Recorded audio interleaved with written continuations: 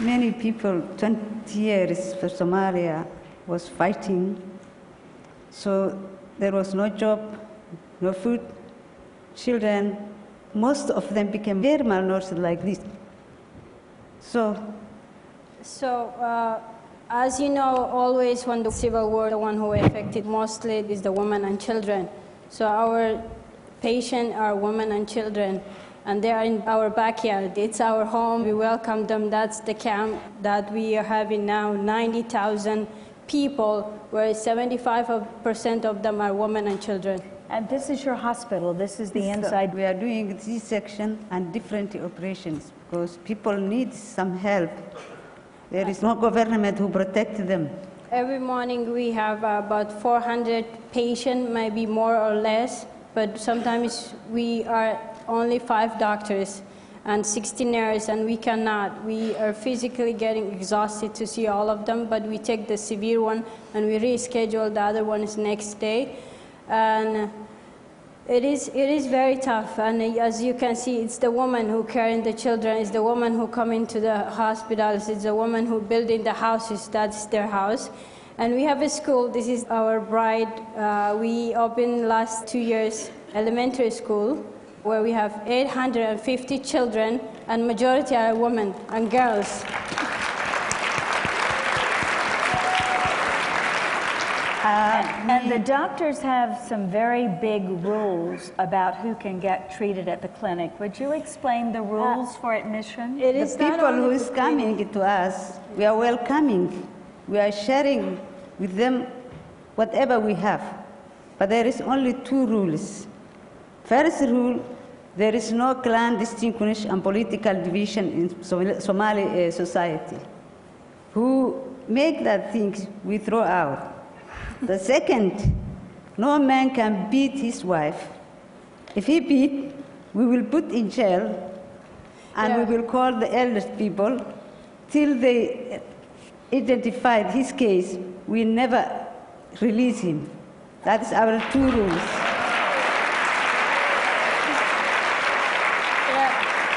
Other thing that I have realized that the woman is most strong person all over the world, because the last 20 years, the Somali women stood up.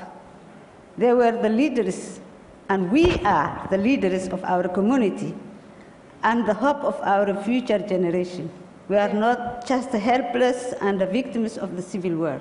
We can reconcile, we can do everything.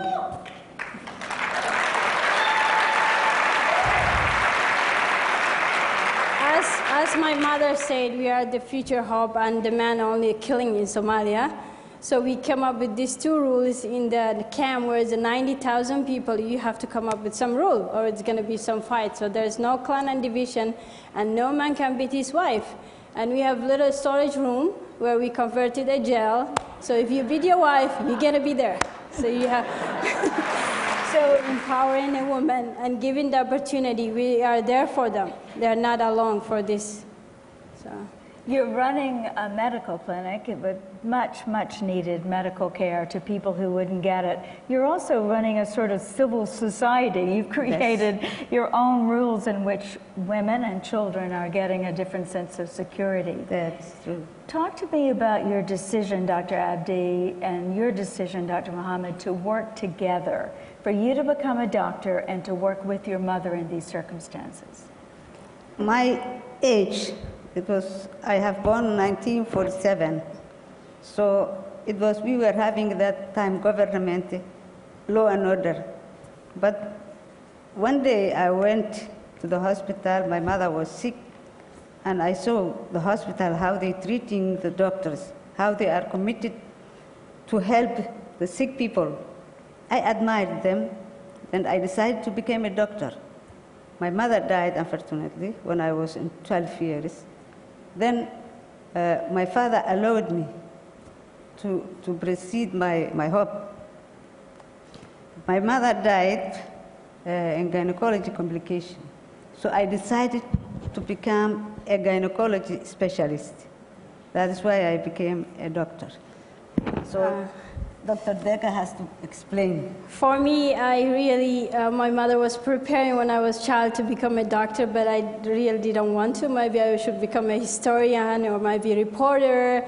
I loved it, but it didn't work. When the war broke out, civil war, I saw how my mother is helping and how she really needs the help and how the care is essential to the woman to be a woman doctor in Somalia and help the women and children. And I thought maybe I can be a reporter and doctor gynecologist. So I went to Russia, and my mother also time of Soviet Union. So some of our character, maybe we will come with the strong Soviet background of training. So that's how I decided. And same, my sister was different. She's here. She's also a doctor. She graduated in Russia also. And to go back and to work with our mother is just what we saw in the Civil War. When I was 16 and my sister was 11 when the Civil War broke out. So it's the need and the people we saw that in early 90s, that's the one made us to go back and work for them. So what is the biggest challenge working mother and daughter in such dangerous and sometimes scary situations? Yes, I was working in the tough situation, very dangerous, and when I saw the people who need me, I was staying with them to help because I can't do something for them. Most people fled abroad, but I remained with those people, and I was trying to do something, little thing I can do. I succeeded in my place. Now my place is 90,000 people who is respecting each other, who is not fighting, but we try to stand our feet to do something, little thing we have for our people.